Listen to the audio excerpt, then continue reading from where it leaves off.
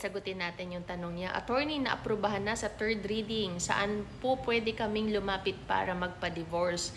So, yung tinutukoy niya yung Absolute Divorce Bill. Kasi nga kamakailan lang, nung Wednesday, naaprubahan na sa Kongreso yung third and final reading. Pero, it doesn't mean po na batas na yan. Kasi ang mangyayari po dyan, i-forward yan sa Senate. At sa Senado naman, uulitin ulit yung ginawa sa Congress. At pagbobotohan ulit yan. So, hindi pa po yan batas. Ito po ay nananatiling bill pa rin.